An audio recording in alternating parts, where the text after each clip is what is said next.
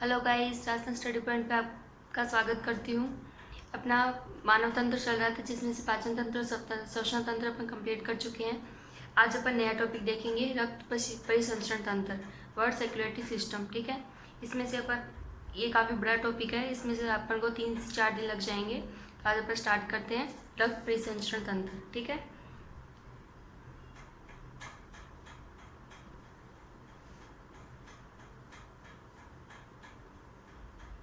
रक्त परिसंचरण तंत्र। ठीक है, ब्लड सर्कुलेटरी सिस्टम। ठीक है, अब इसमें देखेंगे कि होता क्या है, ये किस काम आता है अपनी बॉडी में, क्या क्या इसका कार्य है, कितने प्रकार के होते हैं और इसके पद कौन कौन से, भाग कौन कौन से, वो सब देखेंगे आज अपन। तो पहले अपन ये देखते हैं कि ये बोलते किसे, रक्त परिसंचरण तंत्र ये नाम आया है, तो इस नाम को अपन डिफाइन कैसे करेंगे कि होता क्या है। तो मैंने आपको पहले भी बताया था, श्वसन तंत्र भी बताया था और पाचन तंत्र में बता चुकी हूँ कि आपका जो भोज्य पदार्थ है या फिर आपके जो ऑक्सीजन और CO2 है, उसे पूरी बॉडी तक पहुँचाने का काम कौन करता है, रक्त करता है आपका। रक्त एक कोशिका से या फिर दूसरी कोशिका तक पहुँचाने का कार्य करता है, एक अंग से दूसरे अंग तक पहुँचाने का कार्य कौन करता है, रक्त करता है। तो एक प्रकार का परिवहन का कार्य कर रहा है। खाद्य पदार्थों का हो गया, कोई भी पदार्थ है आपका, खाद्य पदार्थ हो गया, CO2 हो गई, O2 हो गई, सब पदार्थों को एक स्थान से दूसरे स्थान पर पहुंचाएगा कौन, रक्त बन जाएगा। तो रक्त में सुविकसित तंत्र है एक प्रकार का, इसे रक्त परिसंचरण तंत्र कहते हैं। तो अपन पहले इसकी डेफिनेशन लिख देते हैं कि संजीवों के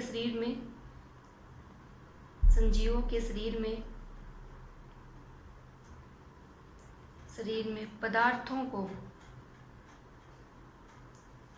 को एक स्थान से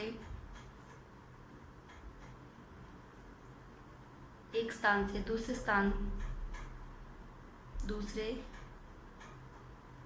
स्थान तक ले जाने के लिए एक सुविकसित तंत्र होता है, के लिए सुविकसित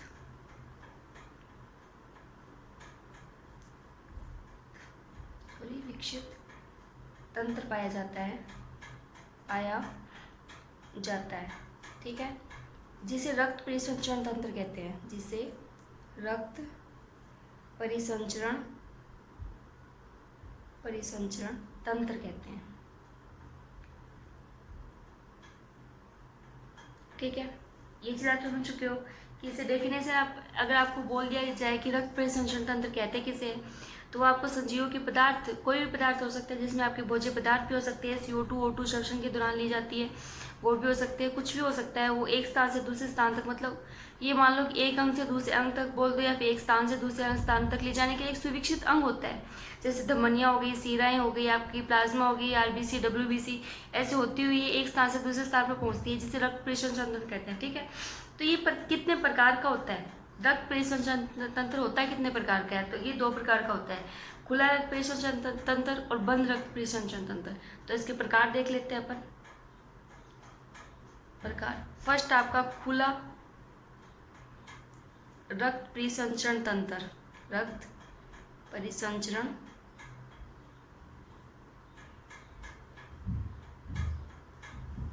ठीक है, अब खुले से आपको साफ हो रहा है कि खुला किसी न किसी से, अगर आपका बंद रक्त परिसंचरण तंत्र होता तो किसी न किसी के बंद नलिका से होते हुए गुजरता, लेकिन ये खुला रक्त परिसंचरण तंत्र है, तो इसमें ये होगा कि ये बंद नलिकाओं से न होकर सेल्स के माध्यम से एक स्थान से दूसरे स्थान पर जाएगा, तो जिसे खुला रक्त परिसंचरण तंत्र बोलते हैं। तो अपन लिख लेते हैं ऐसा तंत्र जिसमें रक्त का परिवहन बंद नलिकाओं से न होकर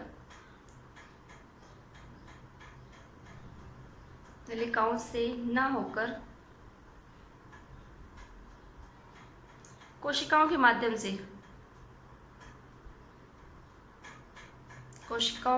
से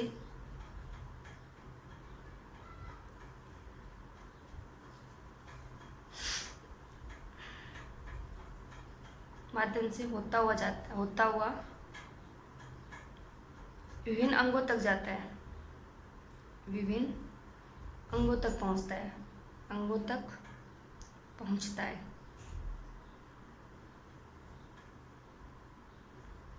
ठीक है, इसका सिंपल सा ये याद रखना कि बंद नलिका होती है आपकी, जिसमें से बंद रक्त परिसंचरण तंत्र जाएगा, उसमें से नए ओपीडी सेल्स के माध्यम से एक स्थान से दूसरे स्थान पर जाएगा, जिसे आपका खुला रक्त परिसंचरण तंत्र बोलते हैं।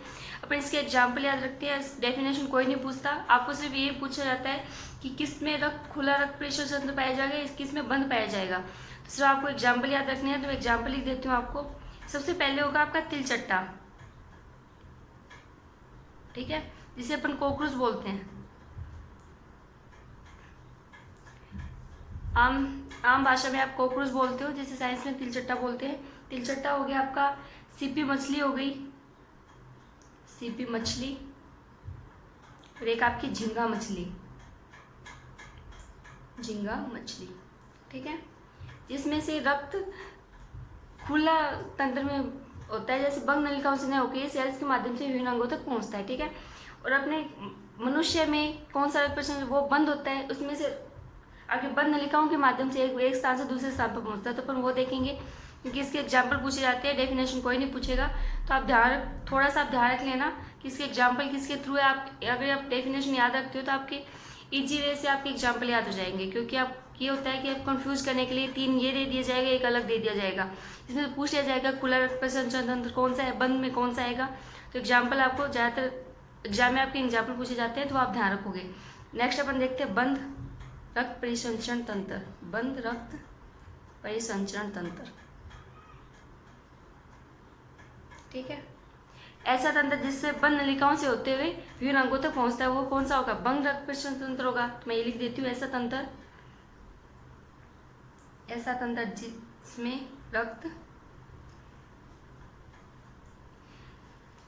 जिसमें रक्त का परिवहन बंद नलिकाओं से होते हुए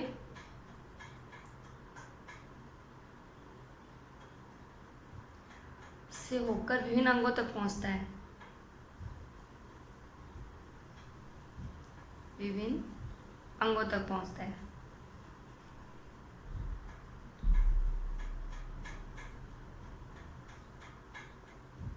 ठीक है, ये चीज़ आप ध्यान रखोगे। इसके मैं आपको एग्जाम्पल बता देती हूँ। सबसे बड़ा है मनुष्य, ठीक है, दूसरा आपका मेंढक हो गया, केंचुआ हो गया, ठीक है, इटीसी। एग्जाम्पल मैंने इसलिए बताया क्योंकि मनुष्य में कौन सा रक्त परिसंचरण तंत्र पाया जाता है। पर मनुष्य की बात करें तो आपको मनुष्य में आगे देखना होगा कि कैसे कैसे कहाँ से होते हुए रक्त जा रहा है विभिन्न अंगों तक। तो आपको वैसे भी आपको आगे देखेंगे, धमनियाँ देखेंगे, सीरा हड्डियाँ देखेंगे, तो आपको वैसे भी समझ में आ जाएगा कि रक्त परिसंचरण तंत्र बंद का है। और एग्जाम्पल के थ्रू आप याद रखोगे कि मनुष्य में, मेंढक और केंचुए में बंद रक्त परिसंचरण तंत्र पाया जाता है। ठीक है, इसमें एक खास बात है, बंद रक्त परिसंचरण तंत्र की एक खास बात है, वो अपन देख लेते हैं कि इसमें रुधिर दाब अधिक होता है, उसकी गति भी अधिक होगी, क्योंकि नलिकाओं के माध्यम से होते हुए जाएगा। तो नलिकाओं के माध्यम से होते हुए जाएगा, तो इसमें रुधिर दाब भी अधिक होगा और गति भी अधिक होगी। तो ये चीज़ आप ध्यान रखोगे कि इसमें रुधिर दाब व रुधिर की गति अधिक होती है,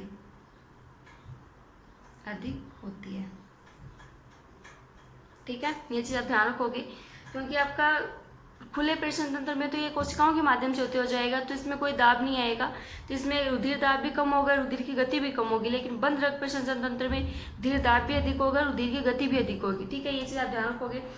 अब मनुष्य भी आ चुके हैं, एग्जाम्पल अपने देख लिया कि बंद रक्त परिसंचरण तंत्र का एग्जाम्पल मनुष्य है। तो इसमें अपन देखते हैं कि मनुष्य में कौन सा पाया जाएगा।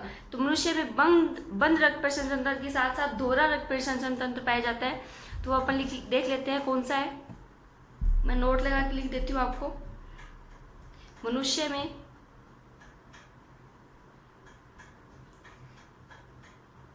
बंद रक्त परिसंचरण तंत्र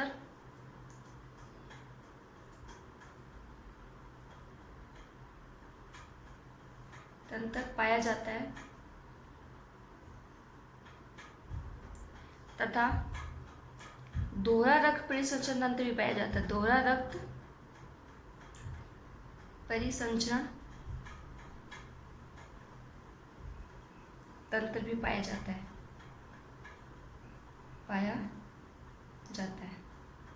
ठीक है। मैंने इसलिए ये चीज़ इसलिए बताया क्योंकि मैंने हेडिंग में आपको देखी थी कि अपने वर्ड सर्कुलेटरी सिस्टम देख रहे थे, लेकिन इसमें दो भाग है। इसके भी दो दोहरे रक्त परिसंचरण तंत्र में दो भाग होते हैं। इसमें एक तो रक्त परिसंचरण तंत्र होगा, एक आपका लसिका परिसंचरण तंत्र होगा। तो अब सिलेबस में आपका रक्त दिया हुआ है, लसिका नहीं दी हुई है। तो अब देखते हैं आगे, थोड़ा बहुत मैं बता दूंगी आपको, ज़्यादा खास तो आपको ध्यान नहीं देना, लेकिन आपको ध्यान इसी का देना है कि रक्त परिसंचरण तंत्र क्या है, इसमें कौन कौन से भाग शामिल होते हैं, कहाँ किसकी क्रियाविधि क्या है, वो चीज़ सब देखनी होगी। तो नेक्स्ट अपन देखते हैं, इसके टेबल देखते हैं। सबसे पहले अपन नोट लिख रहे हैं, तो नोट के साथ साथ अपन जो इसकी नोट मेन चीज़ है वो अपन नोट में ही लिख लेते हैं। तो मैं यहाँ पे फर्स्ट नंबर लगा रही हूँ, सेकंड नंबर लिखती हूँ मैं कि रुधिर के अध्ययन को क्या कहते हैं। काफ़ी बार अध्ययन स्टडी ऑफ वर्ड हो गया, स्टडी ऑफ सेल्स हो गई, वो चीज़ पूछी जाती है। तो अपन वो चीज़ देखते हैं कि रुधिर के अध्ययन को क्या बोलते हैं, रुधिर परिसंचरण तंत्र के अध्ययन को क्या बोलते हैं, इसकी किसके कौन जनक है इसके, वो चीज़ अपन देखते हैं क्योंकि इसमें से आपको क्वेश्चन पूछे जाते हैं। तो पहले अपन देखते हैं रुधिर के अध्ययन को। रुधिर के अध्ययन को हिमेटोलॉजी बोलते हैं, हिमेटोलॉजी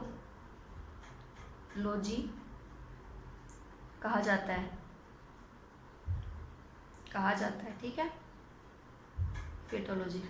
ये चीज़ आप ध्यान रखोगे क्योंकि रुधिर परिसंचरण तंत्र के अध्ययन को अलग नाम दिया गया है, रुधिर के अध्ययन को अलग नाम दिया गया है, ये आपको याद करना ही होगा। थर्ड अपन देखते हैं कि रुधिर परिसंचरण तंत्र के अध्ययन को क्या बोलते हैं, परिसंचरण तंत्र के अध्ययन को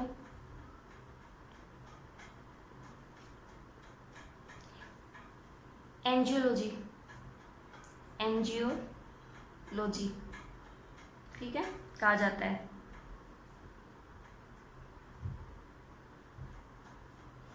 ठीक है। रुधिर के अध्ययन को क्या बोलते हैं, मेटोलॉजी बोलते हैं। रुधिर परिसंचरण तंत्र के अध्ययन को एंजियोलॉजी बोलते हैं। अब ये देखते हैं कि रुधिर परिसंचरण तंत्र अपन पढ़ रहे हैं तो इसके जनक कौन है।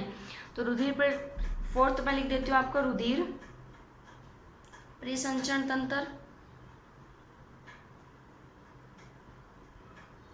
तंत्र के जनक, ठीक है। कई बार जनक भी आपसे पूछा जाता है, तो जनक कौन है इसका, विलियम हार्वे है। तो विलियम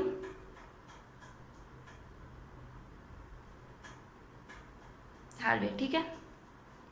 ये तीनों चीज, ये चारों जो मैंने नोट में लिखी है, चारों टॉपिक आपको याद होने चाहिए। मनुष्य में कौन सा रक्त परिसंचरण तंत्र पाया जाता है, दोहरा पाया जाता है। रुधिर के अध्ययन को क्या बोलते हैं, हेमेटोलॉजी बोलते हैं।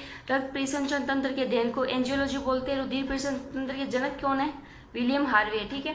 नेक्स्ट अपन टेबल देखते हैं कि इसकी टेबल क्या है, फिर अपन रुधिर से स्टार्ट करेंगे, देखते हैं, ठीक है। तो अपन पहले रुधिर परिसंचरण तंत्र के भाग में टेबल देखेंगे, रुधिर परिसंचरण तंत्र के भाग, ठीक है। भाग जैसे अपन ने पीछे भी सबके भाग देख के आए, पाचन तंत्र की भी देखी थी, श्वसन तंत्र भी देख चुके हैं। तो अपन रक्त परिसंचरण तंत्र के भी भाग देखने चाहिए। तो भाग आपके कितने हैं, 3 भाग हैं। तो फर्स्ट आपका रुधिर है, सेकंड आपका कौन है, रक्त वाहिनियां हैं,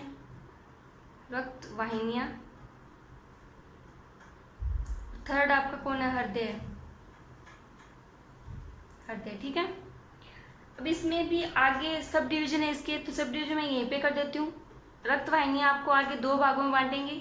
हृदय को अपन अलग से पढ़ेंगे क्योंकि ये मेन है, रक्त परिसंचरण तंत्र में मेन हृदय रोल प्ले करेगा। तो अब हृदय को अपन डायग्राम के साथ देखेंगे कि हृदय कहाँ से, कैसे इसकी क्रियाविधि है, कहाँ से होके रक्त गुजर रहा है सॉरी, वो चीज़ें अपन देखेंगे। तो रक्त वाहिनियाँ कितनी है, 2 है। फर्स्ट कौन सी है, धमनी, सेकेंड आपकी है सिराएं, धमनियाँ बोलते हैं उसे, ठीक है। रक्त कितने प्रकार का है, तो रक्त भी अपन देख लेते हैं कितने प्रकार के होते हैं। तो ये आपके 3 है, 2 ही है आपका, वो आगे सब डिवीजन है इसका। तो फर्स्ट कौन है आपका, प्लाज्मा, और सेकंड कौन है, रक्त कणिकाएं,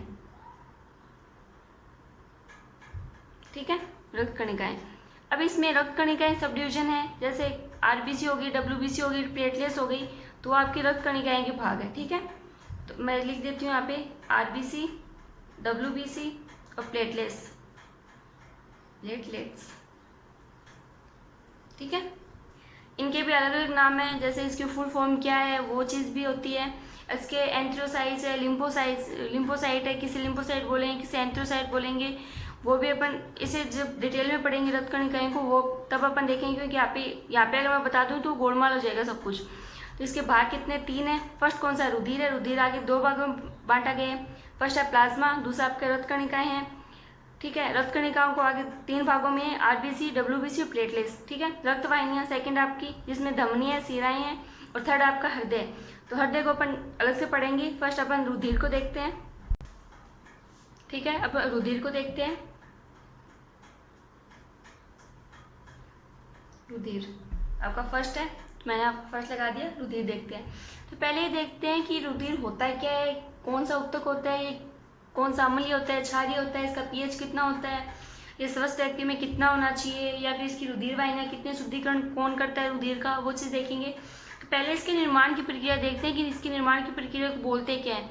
रुधिर के निर्माण की प्रक्रिया को आप बोलते हैं हेमोफाइसिस। तो ये चीज़ मैं लिख देती हूँ आपको। रुधिर के निर्माण की प्रक्रिया, रुधिर के निर्माण की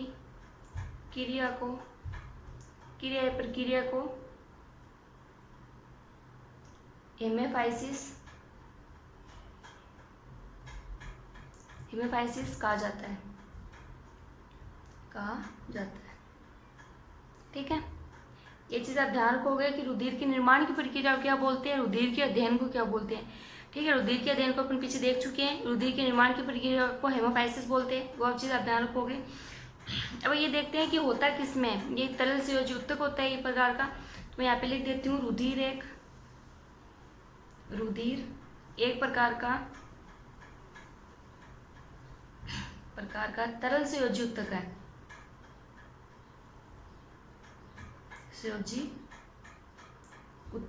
ठीक है, तरल संयोजी उत्तक है। ये कौन सा होता है, ये हल्का क्षारीय द्रव होता है। तरल हो गया तो ये द्रव है, तो इसमें कौन सा है, अम्लीय क्षारीय कौन सा है, तो ये रुधिर आपका क्षारीय होता है, जिसका पीएच कितना होता है, 7.4 होता है। तो ये चीज़ अपन लिख लेते हैं कि ये हल्का क्षारीय द्रव है, क्षारीय द्रव होता है। ठीक है, जिसका पीएच 7.4 है, 4 होता है। ठीक है, मैंने आपको पीछे भी 2 चीज़ का पीएच बताया, एक तो अमाशय रस का बताया, एक आपको पाचन तंत्र में, एक आपको अग्नाशय रस का बताया। वो चीज़ भी आप ध्यान रखोगे, इसका भी रुधिर का भी आप ध्यान रखोगे, क्योंकि पीएच से भी क्वेश्चन पूछ ले जाते हैं कि रुधिर का पीएच कितना होता है। तो इसका रुधिर का पीएच कितना होता है, 7.4 होता है। ये चीज़ आप ध्यान रखोगे, हल्का क्षारीय द्रव होता है।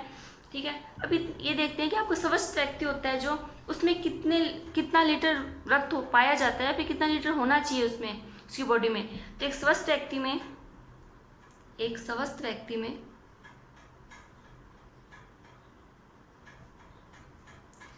5 से 6 लीटर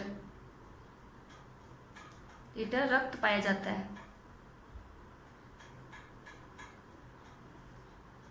ठीक है, स्वस्थ व्यक्ति में 5 से 6 लीटर रक्त पाया जाता है। कभी कभी आपने देखा होगा डॉक्टर बोलते हैं कि आपके खून की कमी है, तो ये इसमें कमी आ जाती है। स्वस्थ व्यक्ति नहीं होता है, 5 से 6 लीटर से काफ़ी कम हो जाता है, या फिर किसी का बढ़ जाता है, तो वो चीज़ अलग होती है। लेकिन स्वस्थ व्यक्ति में कितना होता है, आपको क्वेश्चन में पूछा जाएगा तो आपको डायरेक्ट आगे नाम दिया होगा स्वस्थ व्यक्ति, तो उसमें ध्यान रखना है कि आपको 5 से 6 लीटर होता है। ठीक है, अब अपन देखते हैं कि भारी शरीर का कितना प्रतिशत होता है। जैसे अपने हर चीज़ का देखते हैं कि कितना % भाग इसमें शामिल होता है, तो ये भारी शरीर का 7 से 8% भाग आपका रुधिर कवर कर लेता है 100% भाग से। ठीक है, तो मैं ये लिख देती हूँ आपको, रुधिर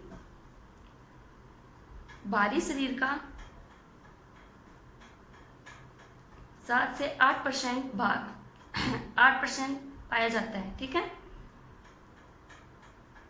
पाया जाता है। अपने इसकी प्रक्रिया देख चुके हैं, ये कौन सा उत्तक होता है, संयोजी उत्तक होता है, वो देख चुके हैं। इसका पीएच हो गया, स्वस्थ व्यक्ति में कितने लीटर रक्त पाया जाता है वो देख लिया, और भारी शरीर का कितने प्रतिशत भाग होता है, 7 से 8% भाग होता है। अब इसका देखते हैं कि रुधिर का शुद्धिकरण कहाँ पे होता है, कौन से भाग में आपका रुधिर का शुद्धिकरण होगा और कौन से भाग में आपका रुधिर का पंप होगा। ये दोनों चीज़ अलग अलग है, तो मैं आपको अलग अलग बता देती हूँ। रुधिर का शुद्धिकरण कहाँ होता है, किडनी में होता है या फिर लंगस में होता है। रुधिर का आपको पंप या फिर आगे धकेलने का काम कौन करता है, वो हृदय करता है। ठीक है, तो मैं यहाँ पे लिख देती हूँ आपको, रुधिर का शुद्धिकरण, रुधिर का शुद्धिकरण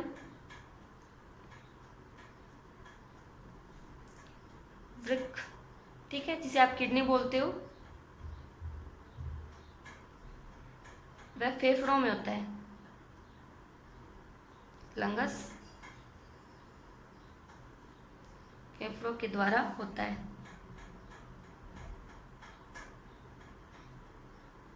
ठीक है, ये चीज़ आप ध्यान रखना। आगे शुद्धिकरण देखते हैं कि रुधिर का शुद्धिकरण कैसे होता है, तब मैं आपको डिटेल से समझ में आएगा, लेकिन यहाँ पे आपको मैं रुधिर के लिए बता रही हूँ, तो आपको ये चीज़ ध्यान रखनी है कि इसका शुद्धिकरण कहाँ होता है।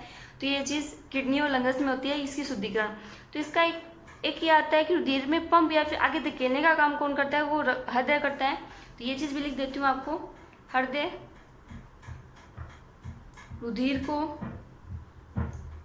को पंप या फिर आगे धकेलने का काम करता है। पंप या फिर आगे धकेलना एक ही बात है, कोई सा भी बोल दो, धकेलने का कार्य करता है।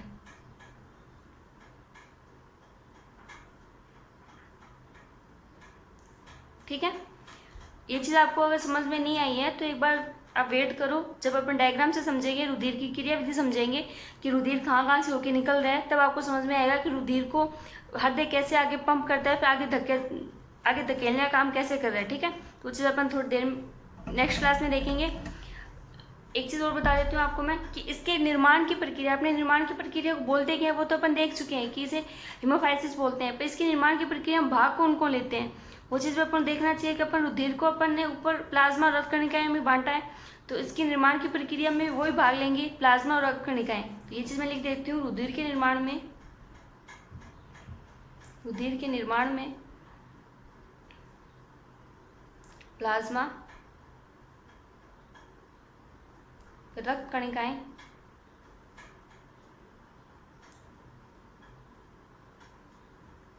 भाग लेती है।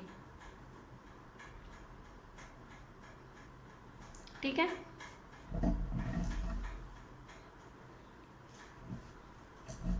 रुधिर की प्रक्रिया बोलते हैं क्या, हीमोफाइसिस बोलते हैं। रुधिर एक प्रकार का संयोजी उत्तक है, ये हल्का क्षारीय होता है। इसका पीएच कितना होता है, 7.4 होता है। स्वस्थ व्यक्ति में 5 से 6 लीटर रक्त पाया जाता है। रुधिर भारी शरीर का 7 से 8% होता है, एवरेज होता है ये। ठीक है, रुधिर का शुद्धिकरण कौन करता है, किडनी और लंगस करते हैं। रुधिर को पंप करने का काम कौन करता है, हृदय करता है। रुधिर के निर्माण में प्लाज्मा रक्त कणिकाएं भाग लेती है। ठीक है, ये चीज़ अपन रुधिर के बारे में पढ़ चुके हैं। अपन ने रुधिर को आगे प्लाज्मा और रक्त कणिका में बांटा है, वो चीज़ अपन नेक्स्ट वीडियो में देखेंगे, क्योंकि ये काफ़ी लंबा टॉपिक है और अगर मैंने साथ में बता दिया तो आपके गोल हो जाएगा सब कुछ। तो कल अपन प्लाज्मा देखेंगे, रुधिर कणिकाएं देखेंगे, जिसमें से आरबीसी, डब्ल्यूबीसी, प्लेटलेट्स देखेंगे। ठीक है, नेक्स्ट अपन देखते हैं। ठीक है, थैंक यू सो मच, और चैनल को लाइक करें, शेयर करें, सब्सक्राइब करें। Thank you.